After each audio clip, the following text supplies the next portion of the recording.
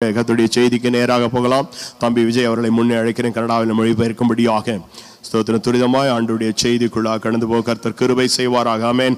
ஹல்லேலூயா. சந்தோஷமா சொல்லுங்களேன். ஆமென். ஹல்லேலூயா. சத்தமா சொல்லுங்களேன். ஆமென். ஹல்லேலூயா. கர்த்தருடைய பரிசுத்த நாமத்துக்கு மகிமை உண்டாவதாக. மீண்டும் ஒரு விசை கிறிஸ்து இயேசுவின் நாமத்தினாலே வாழ்த்தி ஆசீர்வதிக்கிறேன். ಕೂಡಿ ಬಂದಿರುವ ಎಲ್ಲರನ್ನು ಯೇಸು ಕ್ರಿಸ್ತನ ನಾಮದಲ್ಲಿ ನಾನು ಸ್ವಾಗತಿಸುವನಾಗಿದ್ದೇನೆ. இந்த நாளில் ஒரு பகுதியை நாம் தியானிக்க கர்த்தர் கிருபை செய்வாராக. ಈ ದಿನದಲ್ಲೂ ಸತ್ಯವೇದದ ಒಂದು ಭಾಗವನ್ನು ನಾವು ಧ್ಯಾನಿಸೋಣ.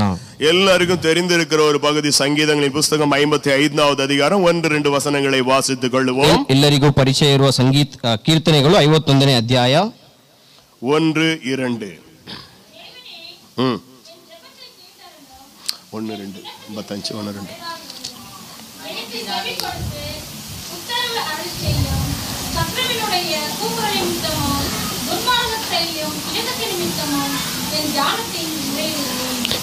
ದೇವರೇ, ನನ್ನ ಮೊರೆಯನ್ನು ಲಾಲಿಸು, ನನ್ನ ವಿಜ್ಞಾಪನೆಗೆ ಕಿವಿ ಮುಚ್ಚಿಕೊಳ್ಳಬೇಡ, ನನ್ನ ಕಡೆಗೆ ಲಕ್ಷ್ಯ ಕೊಟ್ಟು ಸದುತ್ತರವನ್ನು ದಯಪಾಲಿಸು. ಶತ್ರುಗಳ ಅಬ್ಬರ, ದುಷ್ಟರ ಹಿಂಸೆ ಇವುಗಳ ದೆಸೆಯಿಂದ ಪ್ರಲಾಪಿಸುವವನಾಗಿ ಒಯ್ದಾಡುತ್ತಾ ನರಳುತ್ತೇನೆ. ಅವರು ನನ್ನ ಮೇಲೆ ಅಪಾಯವನ್ನು ಬರಮಾಡಿ ಕೋಪದಿಂದ ನನ್ನನ್ನು ದ್ವೇಷಿಸುತ್ತಾರೆ. 2 ವಚನ ಮಾತ್ರ போதும்.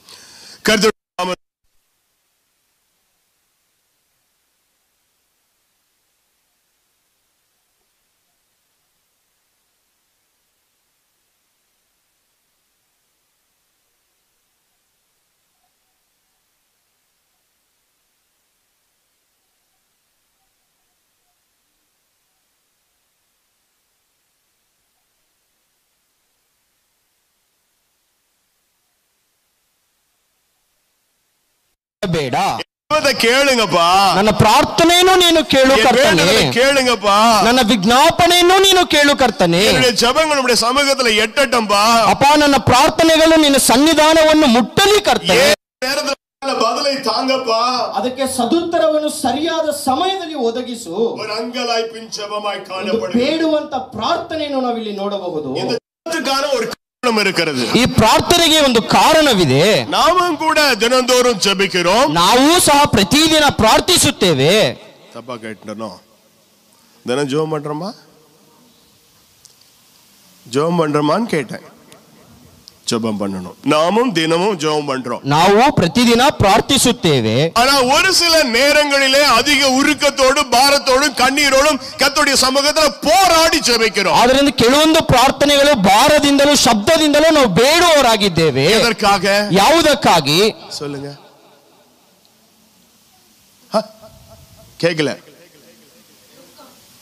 கேக்கலையா? சரியா? தேவைக்காக சொல்றார். வேற அதிகமான போராட்டம் அல்லது நெருக்கம் வரும்போது தேவ சமூகத்திலே மன்றாடி ஜெபிக்கிறோம். ಹೆಚ್ಚಾದ ಹೋರಾಟವು ನಾವು ಜಜ್ಜಲ್ಪಡುವಂತ ಸಮಯದಲ್ಲಿ ದೇವರ ಸನ್ನಿಧಿಯಲ್ಲಿ ಪ್ರಾರ್ಥಿಸುತ್ತೇವೆ. இங்கே இந்த சங்கீதக்காரருக்கு ஒரு நெருக்கடி வந்தபோதுதான் இந்த ஜெபத்தினை ஏறெடுக்கிறார். ಕೀರ್ತನೆಗಾರನಿಗೂ ಸಹ ಒಂದು ಕಷ್ಟವಾದ ಪರಿಸ್ಥಿತಿಯು ಬಂದಾಗ ಪ್ರಾರ್ಥನೆ ಮಾಡುತ್ತಾನೆ. தாவೀதுடைய வாழ்க்கை முட்களின் மீது நடக்கிற ஒரு வாழ்க்கை தான். ದಾವೀದನ ಒಂದು ಜೀವಿತವು ಮುಳ್ಳಿನ ಮೇಲೆ ನಡೆಯುವಂತ ಒಂದು ಜೀವಿತವು. ஆனால் ஒரு சில நேரங்களில் அதிக பாடுகளும் அதிக உபத்திரவங்களையும் சந்தித்தார். ಆದರೆ ಕೆಲವೊಂದು ಸಮಯದಲ್ಲಿ ಹೆಚ್ಚಾದ ನೋವುಗಳನ್ನು ಹಿಂಸೆಗಳನ್ನು ಪಟ್ಟನು. இந்த 55வது சங்கீதத்தை பாடும் பொழுது கூட ಈ 55ನೇ ಕೀರ್ತನೆಯನ್ನು ಆಡುವಾಗಲೂ ಸಹ ஒரு போராட்டம் அவருக்கு சம்பவித்தது. ಒಂದು ஜட்ஜல்பட்டಂತ ಒಂದು ಪರಿಸ್ಥಿತಿಯು ತೆಗೆದುಕೊಳ್ಳೋಣ. 2 சாமுவேலின் புத்தகம் 2 ಸಾಮುವೇಲ 15வது அதிகாரம் 15ನೇ ಅಧ್ಯಾಯ 14வது ವಚನ 14. ಯೆರೂಸಲೇಮಿನಲ್ಲಿದ್ದ ತನ್ನ ಸೇವಕರಿಗೆ, ಏಳಿರಿ, ಓಡಿ ಹೋಗೋಣ, ಇಲ್ಲೇ ಇದ್ದರೆ ನಾವು ಅಬ್ಷಲೋಮನ ಕೈಯಿಂದ ತಪ್ಪಿಸಿಕೊಳ್ಳಲಾರೆವು. ಹೊರಡೋಣ, ಅವನು ಅಕಸ್ಮಾತ್ತಾಗಿ ನಮ್ಮ ಮೇಲೆ ಬಿದ್ದು ನಮಗೆ ದುರ್ಗತಿಯನ್ನುಂಟು ಮಾಡಿ ಪಟ್ಟಣದವರೆಲ್ಲರನ್ನು ಕೈಯಿಂದ ಸಂಹರಿಸನು ಎಂದು ಹೇಳಿದನು. தமிழ்ல வாசிங்க.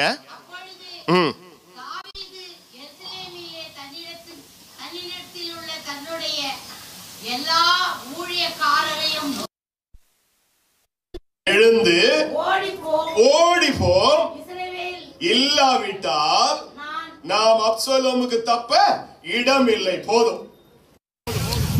சொல்றான், தன்னோடு கூட இருக்கிற அத்தனை வேலையாட்களையும் பார்த்து ದಾವೀದನು ತನ್ನ ಜೊತೆ ಇರುವ ಎಲ್ಲ ಸೇವಕರನ್ನು ನೋಡಿ ಮಾತನ್ನು ಹೇಳುತ್ತಾನೆ, தீவிரமாய் புறப்பட்டு போவோம், ಬೇಗನೆ ನಾವು ಓಡಿ ಹೋಗೋಣ, இல்லை என்றால் அப்சலோம் நம்ம எல்லாரையும் கொன்று போடுவான். ಇಲ್ಲವಾದರೆ ಅಬ್ಷಲೋಮನು ನಮ್ಮೆಲ್ಲರನ್ನು ಮರಣಕ್ಕೆ ಗುರಿ ಮಾಡುತ್ತಾನೆ, ஒருவரை அவன் தப்ப விட ಅವನು மாட்டான். ಒಬ್ಬನನ್ನು ಜೀವಂತವಾಗಿ ಬಿಡುವುದಿಲ್ಲ.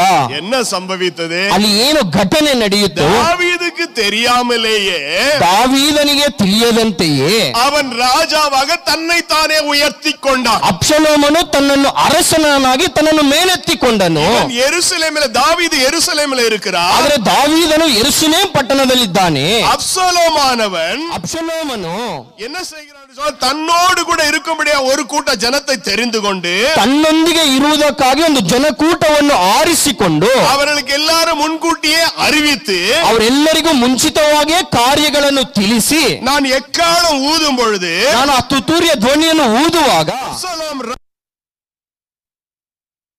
ನಾದನು ಎಂದು ಹೇಳಿ எல்லா இடங்களிலும் சொல்லுங்கள் என்று சொன்னான். ಎಲ್ಲಾ ಸ್ಥಳಗಳಲ್ಲೂ ಆರ್ಭಟಿಸಿ ಹೇಳಿರಿ ಎಂದು ಹೇಳಿದನು. அதே போல அப்சலோம் எக்காலத்தை ஊதின போது ಅದೇ ರೀತಿ ಅಬ್ಷಲೋಮನ ತುತ್ತೂರಿಯನ್ನು ಊದುವಾಗ எல்லாரும் அப்சலோம் ராஜாவானான் என்கிற செய்தி எல்லா இடங்களிலும் பரப்பினார்கள். ಎಲ್ಲರೂ ಅಬ್ಷಲೋಮನು ಅರಸನು ಎಂಬ ಸುದ್ದಿಯನ್ನು ಎಲ್ಲರಿಗೂ ಹಬ್ಬಿಸಿದರು. அப்படி இவன் ராஜாவாக அப்படி எல்லாருக்கும் அறிவிக்கப்படுகிற அந்த நேரத்தில் ಈ ರೀತಿಯಾಗಿ ಅಬ್ಷಲೋಮನು ಅರಸನು ಎಂದು ಎಲ್ಲರಿಗೂ ತಿಳಿಸುವ ಸಮಯದಲ್ಲಿ ஒருவனை அவன் அழைத்திருந்தான், குறிப்பாக ಒಬ್ಬನನ್ನು ನಿರ್ದಿಷ್ಟವಾಗಿ ಕರೆದಿದ್ದನು. 12ನೇ ವಚನದ ವಾಸಿಂಗ 12ನೇ ವಾಕ್ಯವನ್ನು ಓದಿಕೊಳ್ಳೋಣ. ಇದಲ್ಲದೆ ಅವನು ಸಮಾಧಾನ ಯಜ್ಞವನ್ನು ಮಾಡುತ್ತಿರುವಾಗ ದಾವೀದನ ಮಂತ್ರಿಯಾಗಿದ್ದ ಗೀಳೋವಿನ ಅಹಿತೋಫೆಲನೆಂಬವನನ್ನು ಅವನ ಊರಾದ ಗೀಳೋವಿನಿಂದ ಕರೆ ಕಳುಹಿಸಿ ಜನರು ಅಬ್ಷಲೋಮನನ್ನು ಕೂಡಿಕೊಳ್ಳುತ್ತಾ ಬಂದದ್ದರಿಂದ ಒಳಸಂಚು ಬಲವಾಗುತ್ತಾ ಹೋಯಿತು. வாசிங்க தமிழ்ல. இல்லம்மா 12வது வசனம். பலிகளை செலுத்தும் போது தாவீதின் ஆலோசனை காரணமாகிய அகிதோப்பேல் என்னும் ஊராகிய கீலோவிலிருந்து வரவழைப்பித்தான். போதும், ஒரு முக்கியமான நபரை இங்கே வேதத்தில் எழுதி வைத்திருக்கிறார். ಒಂದು ಮುಖ್ಯವಾದ ಮನುಷ್ಯನನ್ನು ಕುರಿತು ಸತ್ಯವೇದದಲ್ಲಿ ಬರೆಯಲ್ಪಟ್ಟಿದೆ. அப்சலோம் எப்ரோனிலே தாவீதானான், ಅಬ್ಷಲೋಮನು ராஜாவானான். ಅಬ್ಷಲೋಮನು ಎಬ್ರೋನಿನಲ್ಲಿ ಅರಸನಾದನು. தாவீது எருசலேமில் இருக்கிறார். ದಾವೀದನು ಯೆರೂಸಲೇಮಿನಲ್ಲಿದ್ದಾನೆ. எப்ரோனில் அவன் ராஜாவாகும். ಎಬ್ರೋನಿನಲ್ಲಿ ಅವನು ಅರಸನಾದಾಗ அழைக்கப்பட்ட அநேகரில ಕರೆಯಲ್ಪಟ್ಟ ಅನೇಕರಲ್ಲಿ ஒருவனை பிரதானமாக அவருடைய பெயர் எழுதப்பட்டிருக்கிறது. ಅದರಲ್ಲಿ ನೋಡುವಾಗ ಪ್ರಧಾನವಾಗಿ ಒಬ್ಬ ಮನುಷ್ಯನ ಹೆಸರನ್ನು ಇಲ್ಲಿ ನಮೂದಿಸಲ್ಪಟ್ಟಿದೆ. அவருடைய பெயர் ಅವನ ಹೆಸರು அகிதோப்பேல். ಅಹಿತೋಫೆಲನು.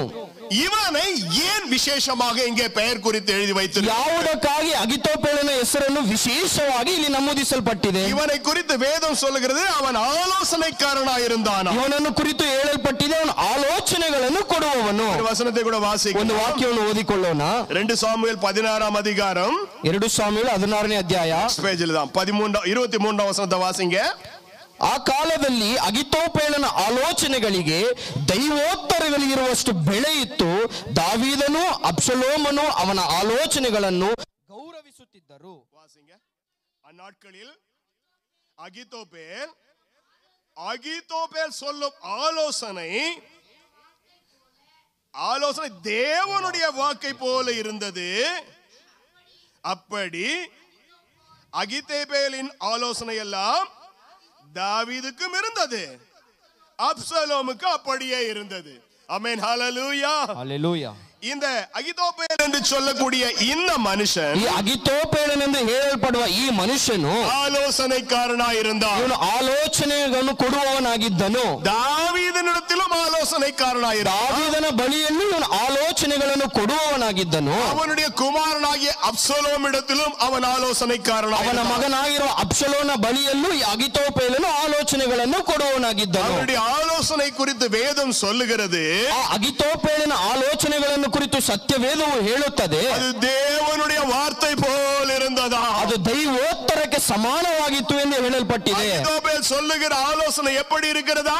ಅಹಿತೋಫೆಲನು ಹೇಳುವ ಆಲೋಚನೆಗಳು ಯಾವ ರೀತಿ ಇತ್ತು? தேவனுடைய வார்த்தை போல. ದೇವರೇ ಮಾತನಾಡಿದಂತೆ ವಾಕ್ಯಗಳಿತ್ತು. இருவருக்கும் தகப்பனுக்கு அப்படிதான் இருந்தது, மகனுக்கு அப்படிதான் இருந்தது. ತಂದೆಗೂ ಅದೇ ರೀತಿ ಇತ್ತು, ತನ್ನ ಮಗನಾದ ಅಬ್ಷಲೋಮನಿಗೂ ಅದೇ ರೀತಿ ಇತ್ತು. இருவரும் அவருடைய ஆலோசனை கேட்டு நடந்தார்கள். ಇಬ್ಬರೂ ಸಹ ಅಹಿತೋಫೆಲನ ಆಲೋಚನೆಗಳನ್ನು ಕೇಳಿ ನಡೆದರು. ஒரு வார்த்தை கூட கூட்டி வாசிக்க விரும்புகிறேன். ಇನ್ನೊಂದು ವಾಕ್ಯವನ್ನು ಸಹ ಓದಿಕೊಳ್ಳೋಣ. அதே சங்கீதம் 55 ಕೀರ್ತನೆ 55 12-13 ವಚನத்தை ವಾಸಿಸಿಕೊಳ್ಳುங்கள். ನನ್ನನ್ನು ದೂಷಿಸುವವನು ವೈರಿಯಾಗಿದ್ದರೆ ತಾಳಿಕೊಂಡೇನು, ನನ್ನನ್ನು ತಿರಸ್ಕರಿಸಿ ಉಬ್ಬಿಸಿಕೊಳ್ಳುವವನು ದ್ವೇಷಿಯಾಗಿದ್ದರೆ ಅಡಗಿಕೊಂಡೇನು, ಆದರೆ ನೀನು ನನಗೆ ಸ್ವಕೀಯನೂ ಆಪ್ತಮಿತ್ರನೂ ಅಲ್ಲವೇ. தமிழ வாசிங்க. என்னை நிந்தித்தவன் சத்ருவ அல்ல, அப்படி இருந்தால் சகிப்பேன். எனக்கு விரோதமாய் பெருமை பாராட்டினவன் என் பகஞ்சனும் அல்ல, அவனுக்கு மறைந்திருப்பேன். எனக்கு சமமான மனுஷனும் என் வழிகாட்டியும் என் தோழனுமாகிய நீயே. இன்னொரு வசனத்தை கூட வாசிடுங்க. அடுத்த வசனம், ஒருமித்து இன்பமான ஆலோசனை பண்ணி கர்த்தருடைய நாமத்துக்கு மகிமை உண்டாவதாக. ஹல்லேலூயா, ಹಲ್ಲೆಲೂಯಾ. இந்த அகிதோபேலும் தாவீதும் ಪ್ರಾಣ ಸ್ನೇಹಿತர்களಾಗಿರುತ್ತಾರೆ. ಈ ಅಹಿತೋಫೆಲನು ದಾವೀದನು ಇಬ್ಬರು ಪ್ರಾಣ ಸ್ನೇಹಿತರಾಗಿದ್ದರು. ரெண்டு பேரும் தேவனுடைய ஆலயத்துக்கு எப்பொழுதும் ஒன்றாக போய் வருவார்கள். ಇವರಿಬ್ಬರು ನೋಡುವಾಗ ದೇವರ ಆಲಯಕ್ಕೆ ಯಾವಾಗಲೂ ಹೋಗುವವರಾಗಿದ್ದರು.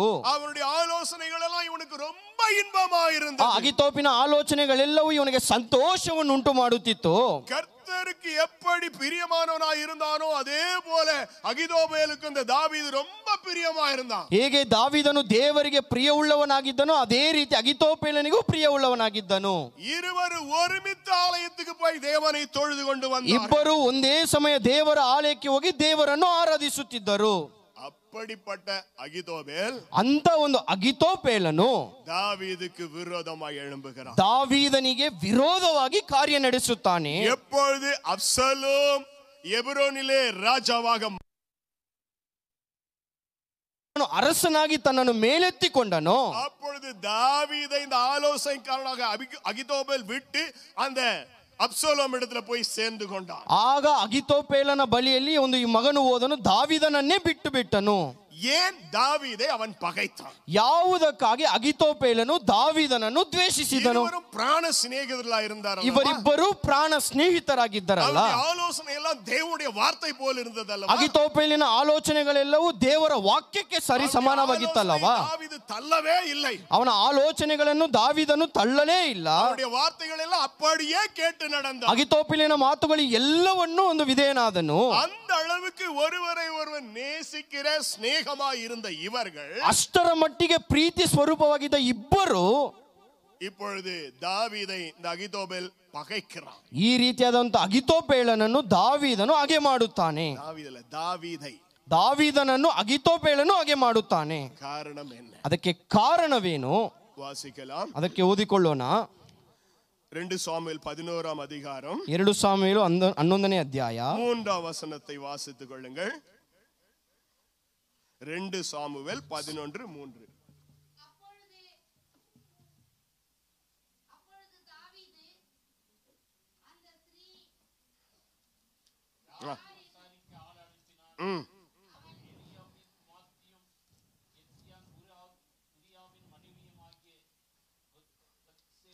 ಬಾತ್ಸೇಬಾಲ್ ಕನ್ನಡ ವಾಸಿಂಗ 1 ಸಾಮುವೇಲ್. ಕೂಡಲೇ ದಾವೀದನು ಒಬ್ಬನನ್ನು ಕರೆದು ಆ ಸ್ತ್ರೀ ಯಾರೆಂದು ಕೇಳಲು ಅವನು ಆಕೆಯು ಎಲಿಯಾಮನ ಮಗಳು ಇತ್ತಿಯನಾದ ಊರಿಯನ ಹೆಂಡತಿಯೂ ಆಗಿರುವ ಬತ್ಸೆಬೇಳಲ್ಲವೋ ಎಂದು ಉತ್ತರ ಕೊಟ್ಟನು. கர்த்தருடைய பரிசுத்த நாமத்துக்கு மகிமை உண்டாவதாக. ಕರ್ತನ ನಾಮಕ್ಕೆ ಮಹಿಮೆ ಉಂಟಾಗಲಿ. யுத்தம் நடந்து கொண்டிருக்கிறது. ಅಲ್ಲಿ ನೋಡುವಾಗ ಯುದ್ಧ ನಡೆಯುತ್ತಿದೆ. ಆனா ಯುದ್ಧಕ್ಕೆ இந்த தாவீது ಹೋಗಲ್ಲ. ಆದರೆ ಈ ಯುದ್ಧಕ್ಕೆ ದಾವೀದನು ಹೋಗಲಿಲ್ಲ. ಇವರು ಅರಣ್ಮನೆಯಲ್ಲ ರೆಸ್ಟ್ எடுத்துக்கிறார். ಇಲ್ಲಿ ನೋಡುವಾಗ ಅರಣ್ಮನೆಯ ಮೇಲ್ಛಾವಣಿಯಲ್ಲಿ ಅವರು ನಡೆದಾಡುತ್ತಿದ್ದಾರೆ. அந்த சமயத்துல ಆ ಸಮಯದಲ್ಲಿ அவர் உபரிகள் அதாவது படுத்து தூங்கிட்டு அப்படியே பால்கனில எழுந்து உலாவுறார் இந்த தாவீது. ಆತನು ನಿದ್ರೆಯಿಂದ ಎದ್ದು ಆ ಬಾಲ್ಕನಿಯಲ್ಲಿ ನಡೆದಾಡುತ್ತಿದ್ದಾರೆ. ದೂರದಲ್ಲಿ ஒரு பெண் குளித்துக் கொண்டிருக்கிறாள். ಅಲ್ಲಿ ನೋಡುವಾಗ ದೂರದಲ್ಲಿ ಒಂದು ಸ್ತ್ರೀ ಸ್ನಾನ ಮಾಡುತ್ತಿದ್ದಾಳೆ. அந்த பெண் யார் என்று இங்கே சொல்லப்பட்டிருக்கு. ಆ ಸ್ತ್ರೀ ಯಾರೆಂದು ಇಲ್ಲಿ ಹೇಳಲ್ಪಟ್ಟಿದೆ. தாவீது ಅನುಪುಗಿற அந்த பெண் ಯಾர் ಎಂದು ವಿಚಾರಿತು ವಾರುங்கள் ಎಂದು சொன்னார். ದಾವೀದನು ತನ್ನ ಸೇವಕರನ್ನು ಕಳಿಸಿ ಆ ಸ್ತ್ರೀ ಯಾರೆಂದು ವಿಚಾರಣೆ ಮಾಡುತ್ತಿದ್ದಾನೆ. ಯಾರುடைய ಮಗ? ಅವಳು ಯಾರುடைய ಮಗಳು?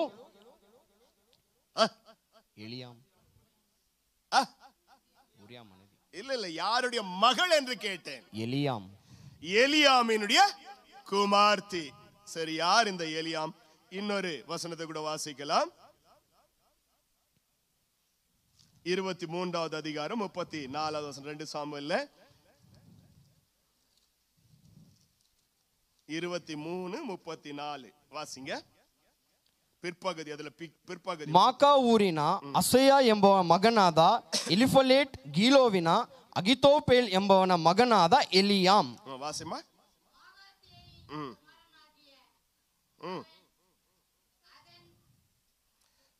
அது விடுங்க.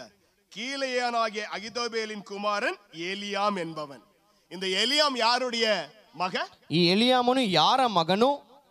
அகிதோபேல். ಅಗಿತೋಪೇಲನ ಮಗ. அப்படி என்று சொன்னால் இந்த பத்சேபால் யாருடைய பேத்தி? ಯಾರ ಮೊಮ್ಮಗಳು ಈ ಬತ್ಸೆಬಾಳು? Very good. அகிதோபேலுடைய பேத்தி, ಅಗಿತೋಪೇಲಿನ ಮೊಮ್ಮಗಳು. இந்த உறவெல்லாம் சொன்னா விளங்கலையான்றவங்க மாத்திரம் ஒரு அல்லேலூயா சொல்லுங்க. அல்லேலூயா. வசனத்தின் அடிப்படையில சொல்றேன். இந்த பத்சேபால் தாவீது ஆசைப்பட்டானே, ದಾವೀದನು ಆಸೆಗೊಂಡ ಈ ಬತ್ಸೆಬಾಳು அந்த பெண்ணு வேற யாரும் கிடையாது. ಆ ಸ್ತ್ರೀ ಬೇರೆ ಯಾರೂ ಅಲ್ಲ, தாவீதுடைய ஆலோசனைக்காரனா இருந்தானே, ದಾವೀದನ ಆಲೋಚನೆಗಾರನಾಗಿದ್ದಂತ, தாவீதுடைய தோழனா இருந்தானே, ದಾವೀದನ ಸ್ನೇಹಿತನಾಗಿದ್ದಂತ, தாவீதோடு கூட ஆலயத்துக்கு போனானே, ದಾವೀದನೊಂದಿಗೆ ದೇವಾಲಯಕ್ಕೆ ಹೋದವನು, எப்பொழுது அவனுக்கு தேவையான ஆலோசனை கொடுத்து கொண்டிருந்தானே, ಅವನಿಗೆ ಬೇಕಾದ ಸಮಯದಲ್ಲಿ ಆಲೋಚನೆ ಕೊಡುವಂತವನು அவனுடைய சொந்த பேத்தி, ಅವನ ಸ್ವಂತ ಮೊಮ್ಮಗಳು. ஹல்லேலூயா. ಹಲ್ಲೆಲೂಯಾ. அகிதோபேல் கோபம் வருமா வராதா? ಅಗಿತೋಪೇಳನಿಗೆ ಕೋಪ ಬರುತ್ತದಾ ಬರುವುದಿಲ್ಲವಾ? அம்மா மாருங்க சொல்லுங்க. எதுக்கு? பேத்தி வந்தா வந்துருமா? ஏன் வருது? அவன் ஏற்கனவே உரியாவுக்கு கல்யாணம் பண்ணி கொடுத்துருக்கான். தன்னுடைய பேத்தி ஆகிய பத்சேபாலை உரியாவுக்கு கல்யாணம் பண்ணி கொடுத்துருக்கான். அப்படி கல்யாணமான அவளை தாவீது ராஜா என்ன பண்றானா, தனக்கு சொந்தமாகும்படியாய் அவன் விரும்புகிறான். ಈಗಾಗಲೇ ಮದುವೆಯಾಗಿದ್ದಂತ ಬೆತ್ಸೆಬಳನ್ನು ತನಗೆ ಸ್ವಂತವಾಗಿ ಮಾಡಿಕೊಂಡನು ದಾವೀದನು. இது அகிதோபேலுக்கு கோபம் வந்துச்சு. ಇದು ಅಗಿತೋಪೇಳನಿಗೆ ಬಹು ಕೋಪವನ್ನುಂಟು ಮಾಡಿತು. அவனை விசாரித்தான். அவன் யார் என்று சொல்லி அவனுக்கு தெரியும் தாவீதுக்கு. ಅವನನ್ನು ವಿಚಾರಿಸಿದನು. ದಾವೀದನಿಗೆ ಚೆನ್ನಾಗಿ ಗೊತ್ತು ಇವಳು ಯಾರೆಂದು. தெரியாம ஒண்ணும் பத்சேபாலை கூட்டிட்டு வந்தில்ல. ಅವನು ತಿಳಿಯದೆ ಬೆತ್ಸೆಬಳನನ್ನು ದಾವೀದನು ಕರೆಯಲಿಲ್ಲ. யார் என்று சொல்லி கேட்டு விசாரித்தான். ಅವಳು ಯಾರಿಗೆ ಸೇರಿದವಳು ಎಂದು ಕೇಳಿ ವಿಚಾರಿಸಿದನು. கேட்டவர்கள், விசாரித்து வந்தவர்கள் தெளிவாக சொன்னாங்க. ತನ್ನ ಸೇವಕರು ಬಂದು ಬಹು ಸ್ಪಷ್ಟವಾಗಿ ದಾವೀದನಿಗೆ ಹೇಳಿದರು. காரியத்தை சொல்றாங்க. ಎರಡು ಕಾರ್ಯಗಳನ್ನು ತಿಳಿಸಿದರು. வெறும் உரியாவுடைய மனைவி மாத்திரம் சொல்லவில்லை, ಬರೀ ಉರಿಯನ ಹೆಂಡತಿ ಎಂದು ಮಾತ್ರ ಹೇಳಲಿಲ್ಲ. வாசிங்க 11:3, 2 சாமுவேல் 11:3. அங்க அவனை அந்த பத்சேபால் ಆ ಸ್ತ್ರೀ ಯಾರೆಂದು ಕೇಳಲು ಅವನು ಆಕೆಯು ಎಲಿಯನ ಮಗಳು, ಇತ್ತಿಯನಾದ ಊರಿಯನ ಹೆಂಡತಿಯೂ ಆಗಿರುವ ಬತ್ಸೆಬೇಳೆಲ್ಲವೋ ಎಂದು ಉತ್ತರ ಕೊಟ್ಟನು. ரெண்டு காரியத்தை சொல்றாங்க. யார் என்று விசாரிக்க ஆள் அனுப்பினான். விசாரித்து கேட்டுக்கொண்டு வந்து அவன் சொன்னான், அவள் எலியாமின் குமார்த்தி. அங்கேயே நிக்க வைக்கல, ಅಲ್ಲೇ ನಿಲ್ಲಿಸಲಿಲ್ಲ. அடுத்து ஊரியாவின் மனைவி. தெளிவா சொல்றான் அவன். ಬಹು ಸ್ಪಷ್ಟವಾಗಿ ಸೇವಕರು ದಾವೀದನಿಗೆ ಹೇಳಿದರು, ராஜாவே நீ கண்ணு வச்சு அவ யார் தெரியுமா? ಅರಸನೇ ನೀನು ಕಣ್ಣಿಟ್ಟಂತ ಸ್ತ್ರೀ ಯಾರು ಗೊತ್ತೇ? பார்க்க கூடாத ஒருத்திய பார்த்து அவ யார் தெரியுமா? ನೋಡಬಾರದಂತ ಸ್ತ್ರೀಯನ್ನು ನೋಡಿದೆಯಲ್ಲ, ಆ ಸ್ತ್ರೀ ಯಾರು? உன்னோடு கூட இருக்கிறவன் தோழனுடைய பேத்தி, ನಿನ್ನೊಂದಿಗಿರುವ ನಿನ್ನ ಸ್ನೇಹಿತನಾದ ಅಗಿತೋಪೇಳಿನ ಮೊಮ್ಮಗಳು. அவன் உனக்கு ஆலோசனைக்காரனா இருக்கிறான். ಅವನು ನಿನಗೆ அவனுடைய ಆಲೋಚನೆಗಾರನಾಗಿದ್ದಾನೆ. வார்த்தைகள் எல்லாம் உனக்கு இன்பமா இருக்கிறது. ಅವನ ಮಾತುಗಳೆಲ್ಲ ನಿನಗೆ ಸಂತೋಷವಾಗಿವೆ. அவனுடைய வார்த்தைகள் தேவனுடைய வார்த்தை போல் இருக்கிறது. ಅಗಿತೋಪೇಲಿನ ಮಾತುಗಳು ದೇವ ಮಾತುಗಳಂತಿವೆ. அப்படிப்பட்ட ஒரு நபருடைய பேத்தி தான் இந்த பத்சேபால். ಅಂತ ಒಂದು ಆಲೋಚನೆಗಾರನ ಮೊಮ್ಮಗಳೇ ಈ ಬೆತ್ಸೆಬಾಳು. தெரிஞ்ச பிற்பாடு இவன் என்ன பண்ணிருக்கணும்? ತಿಳಿದ ನಂತರ ಈ ದಾವೀದನು ಮಾಡಬೇಕಾದ ಕಾರ್ಯವೇನು? தலகுஞ்சின் பிரசங்க கேட்காதீங்க. என்ன பாருங்க, ஹலோ, என்ன பண்ணிருக்கணும்? என்ன பண்ணிருக்கணும் கேட்டேன். என்ன பண்ணிருக்கணும்? அங்கேயே இந்த மேட்டரை விட்டுருக்கணும். ஏன்னா என்னோடு கூட இருக்கிற என் சிநேகிதனாகிய அகிதோபேலுடைய பேத்தி, அவன் மேல என் கண்கள் ಪಡಕೂಡದು. ಅಲ್ಲಿ ದಾವೀದನು ಈ ರೀತಿಯಾಗಿ ಯೋಚಿಸಿರಬಹುದು, ಅಗಿತೋಪೇಲಿನ ಮೊಮ್ಮಗಳ ಮೇಲೆ ನನ್ನ ಕಣ್ಣುಗಳು ಹೋಗಬಾರದು. கூடவே இன்னொரு வார்த்தை சொல்லப்பட்டது அங்க, என்னன்னு? உரியாவின் மனைவியாகிய உரியாவின் மனைவியாகிய இந்த உரியாவை குறித்து உங்களுக்கு தெரியும். ಈ ಉರಿಯನನ್ನು ಕುರಿತು ನಿಮಗೆ ಗೊತ್ತಿದೆ. ஆனா தெரியாத ஒரு காரியத்தை நான் சொல்லி கொடுக்கிறேன். ತಿಳಿಯದಂತ ಒಂದು ಕಾರ್ಯವನ್ನು ಹೇಳಿಕೊಡುತ್ತೇನೆ. 2 சாமுவேல் 2 ಸಾಮುವೇಲನು 23ஆம் அதிகாரம் 39ஆம் வசனம், கடைசி வசனம் நினைக்கிறேன். 2 சாமுவேல் 23வது அதிகாரம். கரெக்ட் வாசிமா. ಇತ್ರಿಯರಾದ ಈರಾ ಗಾರೇಬರು ಇತ್ತಿಯನಾದ ಉರಿಯ ಒಟ್ಟಿಗೆ 37 ಮಂದಿ. எவ்வளவு பேருங்களாங்க? 37. அதாவது என்ன கவனிங்க தயவு செஞ்சு என்ன கவனிங்க. தாவீதுக்கு மெய் காவலர்கள் 37 பேர் இருந்தார். தாவீதನ ಮೈ ಕಾವಲುಗಾರರು 37 ಮಂದಿ ಇದ್ದರು. எப்பொழுதும் தாவீதை சுற்றிலும் அவனை பாதுகாக்கும்படியா இருப்பார்கள். ಯಾವಾಗಲೂ ದಾವೀದನನ್ನು ಸಂರಕ್ಷಿಸುವುದಕ್ಕೆ ಯಾವಾಗಲೂ ಇರುವವರು. ಅವರು நல்ல போர் சேவகர்கள். ಅವನು ಒಳ್ಳೆ ಹೋರಾಟವನ್ನು ಯುದ್ಧವನ್ನು ಮಾಡಿಸುವ ಸೇವಕರು. 37 பேர் அந்த மாதிரி தாவீது வச்சிருந்தான். ಆ 37 ಮಂದಿಯನ್ನು ದಾವೀದನು ಇಟ್ಟುಕೊಂಡಿದ್ದನು. எப்பொழுதும் தாவீதுக்கு அரணாக இருப்பார்கள். ಯಾವಾಗಲೂ ದಾವೀದನಿಗೆ ಒಂದು ಸಂರಕ್ಷಣೆಯಾಗಿ ಇವರು ಇರುತ್ತಿದ್ದರು. தாவீது தூங்கிட்டு இருக்கும்போது இவங்க முழிச்சிட்டே இருப்பாங்க. ದಾವೀದನು ನಿದ್ರೆ ಮಾಡುವಾಗ ಇವರು ಎಚ್ಚರವಾಗಿರುತ್ತಿದ್ದರು. அவன் ஓய்வெடுத்துக் கொண்டிருக்கும்போது இவங்க விழிப்பாக இருப்பாங்க. ಅವನು ವಿಶ್ರಾಂತಿಯನ್ನು ತೆಗೆದುಕೊಳ್ಳುವಾಗ ಇವರು ಕೆಲಸ ಮಾಡುತ್ತಿದ್ದರು. உங்களுக்கு தெரியும், ನಿಮಗೆ ಗೊತ್ತು, இந்த பெரிய பெரிய அரசியல் தலைவர்கள் எல்லாம் வந்தீங்களா, பின்னால 2 பிளாக் கேட்ஸ்ங்க 2 பேர் 4 பேர் வருவாங்க. ದೊಡ್ಡ ದೊಡ್ಡ ರಾಜಕಾರಣಿಗಳು ಬರುವಾಗ ಅವರನ್ನು ಸಂರಕ್ಷಿಸುವ ಬ್ಲಾಕ್ ಕ್ಯಾಟ್ಸ್ ಒಂದು ಬರುತ್ತಾರೆ. அவங்க ரொம்ப எச்சரிக்கையா இருப்பாங்க. ಅವರು ಬಹು ಎಚ್ಚರಿಕೆಯಿಂದ ಸೆಕ್ಯೂರಿಟಿ ಇರುತ್ತದೆ. இருப்பாங்களா? அது போல தான் இந்த பிளாக் கேட் தான் 37 பேரை வச்சிருந்தார் இந்த தாவீது. ಈ ರೀತಿಯಾಗಿ ದಾವೀದನು 37 ಜನರನ್ನು ಇಟ್ಟುಕೊಂಡಿದ್ದನು. இவங்க இந்த 37 பேர்ல ஒரு 2-3 பேரை பத்தி நான் உங்களுக்கு சொல்றேன். ಆ 37 ಮಂದಿಯಲ್ಲಿ ಇಬ್ಬರನ್ನು ನಾನು ನಿಮಗೆ ಹೇಳುತ್ತೇನೆ. அந்த 23ஆம் அதிகாரத்துல 23ನೇ ಅಧ್ಯಾಯದಲ್ಲಿ 15-16 ವಚನ ವಾಸಿಂಗ. ಅದೇ ಸಮಯದಲ್ಲಿ ದಾವೀದನು ಲವಲವಿಕೆಯಿಂದ ಬೆತ್ಲೆಹೇಮ್ ಊರಿನ ಬಾಗಿಲ ಬಳಿಯಲ್ಲಿರುವ ಬಾವಿಯ ನೀರನ್ನು ಯಾರಾದರೂ ನನಗೆ ತಂದು ಕೊಡುವುದಾದರೆ ಎಷ್ಟೋ ಒಳ್ಳೆಯದು ಅಂದನು. ಕೂಡಲೇ 3 ಮಂದಿ ಪರಾಕ್ರಮಶಾಲಿಗಳು ಫಿಲಿಷ್ಟಿಯರ ದಂಡಿನೊಳಗೆ ನುಗ್ಗಿ ಬೆತ್ಲೆಹೇಮಿನ ಬಾಗಿಲ ಬಳಿಯಲ್ಲಿರುವ ಬಾವಿಯ ನೀರನ್ನು ಸೇದಿ ದಾವೀದನಿಗೆ ತಂದುಕೊಟ್ಟರು. இருக்கிற கிணற்றின் தண்ணீரின் மேல் ஆவல் கொண்டு என் தாகத்திற்கு கொஞ்சம் தண்ணீர் கொண்டு வருவன் யார் என்றான். அப்பொழுது இந்த 3 பராக்கிரமசாலிகளும் எங்கம்மா ಫಿಲಿಷ್ಟಿಯರ ದಂಡಿನೊಳಗೆ பாளையத்தில ನುಗ್ಗಿ புகுந்து போய் இருக்கிற போதும். 14ஆம் வசனத்துல பார்க்கிறோம், தாவீது அரணான ஒரு இடத்தில் இருந்தான். அப்பொழுது பெலிஸ்தியரின் தானையும் பெத்லகேமிலே இருந்ததாம். அரணான ஒரு ಸೆಕ್ಯೂರಿಟಿ ಪ್ಲೇಸ್ ல இருக்கிறார் தாவீது. ಒಂದು ದುರ್ಗದಲ್ಲಿ ಒಂದು ಸೆಕ್ಯೂರಿಟಿ ಪ್ಲೇಸ್ ನಲ್ಲಿ ಅವನು ಇದ್ದನು ದಾವೀದನು. அந்த நேரத்துல இவருக்கு ஒரு ஆசை வந்துச்சு. ಆಗ ಸಮಯದಲ್ಲಿ ದಾವೀದನಿಗೆ ಒಂದು ಆಸೆ ಬಂತು. என்னன்னா பெத்லகேமில ஒலிமுக வாசலில ஒரு கிணறு இருக்கிறது. ಬೆತ್ಲೆಹೇಮಿನ ಕಾವಲು ದಂಡಿನಲ್ಲಿ ಒಂದು ಒಳ್ಳೆ ನೀರಿದೆ. அந்த கிணத்துல இருக்கிற தண்ணியை கொண்டு வந்து குடிக்கணுமா? ಆ ಬಾವಿಯ ನೀರನ್ನು ತೆಗೆದುಕೊಂಡು ಕುಡಿಯಬೇಕು. அங்க யார் இருக்காங்க? ಅಲ್ಲಿ ಯಾರಿದ್ದಾರೆ? முழுவதும் பெலிஸ்தியருங்க இருக்காங்க. ಬಹು ಪೂರ್ತಿ ನೋಡುವಾಗ ಫಿಲಿಷ್ಟಿಯರ ಒಂದು ಪಾಳೆಯವಾಗಿತ್ತು. ஒரு நியாயமான ஆசையா இருக்கிறதா இது? ಒಂದು ನ್ಯಾಯವಾದ ಆಸೆಯು ದಾವೀದದಾಗಿತ್ತ?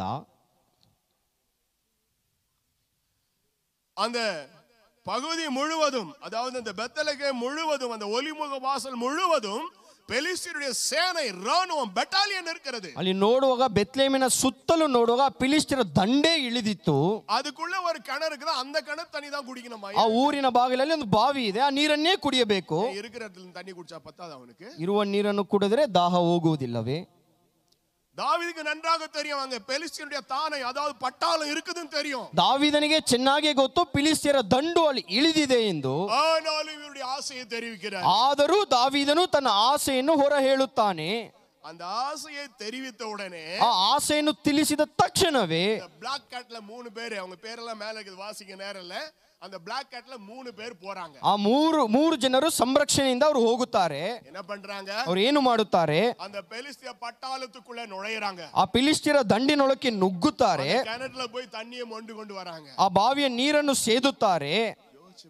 ಯೋಚಿಸಿ ನೋಡಿರಿ, தன்னுடைய உயிரையும் ஒரு பொருட்டாக எண்ணாமல் ತನ್ನ ಪ್ರಾಣವನ್ನೂ ಸಹ ಎನಿಸದೆ ராஜாவுடைய ஆசையை நிறைவேற்றுகிறவர், ಅರಸನ ಆಸೆಯನ್ನು ನೆರವೇರಿಸುವ ಸೇವಕರು. ஒருவேளை ராஜாவுக்கு உயிர் போற மாதிரி இருந்தா போறதுல நியாயம் இருக்குது. ಒಂದು ವೇಳೆ ಅರಸನಿಗೆ ಪ್ರಾಣ ಹೋಗುವ ಸಮಯದಲ್ಲಿ ಹೋದರೂ ಒಂದು ಅರ್ಥವಿದೆ. அப்படி இல்லைங்க தாவீது. ಇಲ್ಲ, ಆ ರೀತಿಯಾದಂತ ಪರಿಸ್ಥಿತಿಯು ದಾವೀದನದಲ್ಲ. ಅರಣಾನ ஒரு இடத்துல இருக்கிறாராம். ಅಲ್ಲಿ ನೋಡುವಾಗ ಒಂದು ದುರ್ಗವು ಎಲ್ಲವೂ ಸಂರಕ್ಷಣೆ ಇರುವ ಸ್ಥಳದಲ್ಲಿದ್ದಾನೆ. ಕಂಫರ್ಟ್ ಝೋನ್, ಒಂದು ಒಳ್ಳೆ ಕಂಫರ್ಟ್ ಝೋನ್ ಅಲ್ಲಿ ಇದ್ದಾನೆ. அங்க உட்கார்ந்துட்டு இவர் கேக்குறாரு, ಅಲ್ಲಿ ಕೂತಿಕೊಂಡು ದಾವೀದನು ಕೇಳುತ್ತಾನೆ, பெத்லெகேமிலே ஒலிமுக வாசல் இருக்க அந்த கிணறு தண்ணி எனக்கு குடிச்சா நல்லா இருக்கும். ಬೆತ್ಲೆಹೇಮಿನ ದಂಡಿನಲ್ಲಿರುವ ಆ ಬಾವಿಯ ನೀರನ್ನು ಕುಡಿದರೆ ನನಗೆ ಒಳ್ಳೆಯದಾಗಿರುತ್ತದೆ. ஆனாலும் தன்னுடைய ராஜாவுடைய ஆசையை நிறைவேற்றும்படியாய், ಆದರೂ ತನ್ನ ಅರಸನ ಆಸೆಯನ್ನು ನೆರವೇರಿಸುವುದಕ್ಕೆ இந்த 37 பேர்ல 3 பேர் புறப்பட்டு போகிறார்கள். ಈ 37ರಲ್ಲಿ ಪೈಕಿ 3 ಜನ ಮಾತ್ರ ನೀರು ಸೇದುವುದಕ್ಕೆ ಹೋಗುತ್ತಾರೆ. ವಚனம் சொல்லுகிறது, ವಾಕ್ಯವು ಹೇಳುತ್ತದೆ, பெலிஸ்தரின் பாளையத்திலே துணிந்து புகுந்து போய் அந்த தண்ணீரை கொண்டு வருகிறார். ಫಿಲಿಷ್ಟಿಯರ ದಂಡಿನೊಳಗೆ ನುಗ್ಗಿ ಹೋಗಿ ಬೆತ್ಲೆಹೇಮಿನ ಬಾಗಿಲ ಬಳಿಯಲ್ಲಿರುವ ನೀರನ್ನು ಸೇದು ದಾವೀದನಿಗೆ ತಂದುಕೊಟ್ಟರು. பெலிஸ்தருடைய கண்ணுல பட்டிருந்தானுங்களா? ಫಿಲಿಷ್ಟಿಯರ ಕಣ್ಣಿಗೆ ಅವರು ಬಿದ್ದಿದ್ದರೆ என்ன பண்ணிருப்பாங்க? ಏನು ಮಾಡಿರಬಹುದು? 3 பேருடைய உயிரும் போயிட்டு இருக்கும். 3 ಜನರ ಪ್ರಾಣವು ಹೋಗುತ್ತಿತ್ತು. தன்னுடைய பிராண, அதாவது தன்னுடைய உயிரையும் ஒரு பொருட்டாக எண்ணாம, ತನ್ನ ಪ್ರಾಣವನ್ನು ಅವರು ಲೆಕ್ಕಿಸದೆ ராஜாவுடைய ஆசையை நிறைவேற்ற போனவர்கள் தான் இந்த 3 பேர். ಅರಸನ ಆಸೆಯನ್ನು ನೆರವೇರಿಸಿದಕ್ಕೆ ಹೋಗಿದಂತವರೇ ಈ 3 ಜನ. இப்படிப்பட்ட பராக்கிரமசாலிகள் 37 பேர் இருந்தாங்க. ಈ ರೀತಿಯಾದಂತ ಪರಾಕ್ರಮಶಾಲಿಗಳು 37 ಮಂದಿ ದಾವೀದನ ಬಳಿ ಇದ್ದರು. அதில ஒருவன் தான் இந்த உரியா. ಅವರಲ್ಲಿ ಒಬ್ಬನೇ ಈ ಇತ್ತಿಯನಾದ ಉರಿಯನು. அவனுடைய மனைவி தான் அந்த பத்சேபா. ಅವನ ಒಂದು ಹೆಂಡತಿಯೇ ಬೆತ್ಸೆಬಾಳು. கொஞ்சமாச்சும் இதயத்துல ஈரம் இருக்குதா அவனுக்கு? ಸ್ವಲ್ಪವಾದರೂ ಹೃದಯದಲ್ಲಿ ಸ್ವಲ್ಪ ಯೋಚಿಸಿ ನೋಡಿದನ. தன் பிராண சிநேகிதனாகிய அகிதோபாலுடைய பேத்தி, ತನ್ನ ಪ್ರಾಣ ಸ್ನೇಹಿತನಾದ ಅಗಿತೋಪೇಳಿನ ಮೊಮ್ಮಗಳು, தன்னோடு கூட உயிரையும் பணைய வைக்க கூடியதான 37 பேர்கள் இருக்கிறார்கள். அவர்களில் ஒருவனாகிய உரியாவின் மனைவி அவள். ತನಗೋಸ್ಕರ ಪ್ರಾಣವನ್ನು ಲೆಕ್ಕಿಸದೆ ಸೇವೆ ಮಾಡುವ 37 ಮಂದಿ ಸೇವಕರಲ್ಲಿ ಒಬ್ಬನಾದ ಹಿರಿಯನ ಹೆಂಡತಿಯು. இப்படிப்பட்டதான நல்ல குணமுள்ள ஒரு நிலையில் இருக்கிறதான, அதாவது உரியாவுக்கும் அகிதோபாலுக்கு பேத்தியும் உரியாவுக்கு மனைவியாகிய அவளை ತನಕ್ಕಾಗಿ ತೆರೆದುಕೊಂಡ. ಅಗಿತೋಪೇಳಿನ ಮೊಮ್ಮಗಳು ಇತ್ತಿಯನಾದ ಉರಿಯನ ಹೆಂಡತಿಯನ್ನು ತನಗಾಗಿ ದಾವೀದನು ತೆಗೆದುಕೊಂಡನು. இந்த காரணத்தினால்தான், ಈ ಕಾರಣದಿಂದಲೇ அகிதோபல் தாவீதை கொல்ல வேண்டும் என்று தீர்மாನಿಸಿದ. ಈ ಕಾರಣದಿಂದಲೇ ಅಗಿತೋಪೇಳನು ದಾವೀದನನ್ನು ಕೊಲ್ಲಲು ಯೋಚಿಸಿದನು. ತನ್னால் ಅದು முடியாது என்று அறிந்து, ಅವನಿಂದ ಈ ಕಾರ್ಯವು ಸಾಧ್ಯವಾಗುವುದಿಲ್ಲ ಎಂದು ತಿಳಿದು தாவீதை கொன்று போட வேண்டும் என்று தீರ್ಮಾನಿತ ಅಬ್ಸಲೋಮೋಡು ಕೂಡ ಸೇರಿಕೊಂಡ. ದಾವೀದನನ್ನು ಕೊಂದು ಹಾಕಬೇಕೆಂದು ಅಬ್ಷಲೋಮನೊಂದಿಗೆ ಕೈ ಜೋಡಿಸಿದನು. புரிஞ்சுதா? ಅರ್ಥವಾಯ್ತಾ?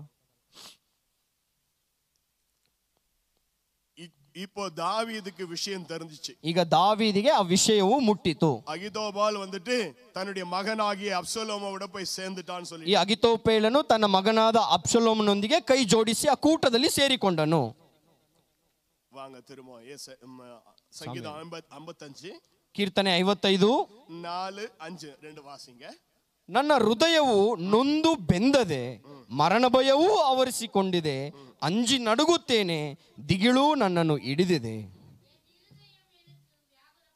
எனக்குள் வியாகுலப்படுகிறது, மரண திகில் என் மேல் விழுந்தது, பயமும் நடுக்கமும் பிடித்தது.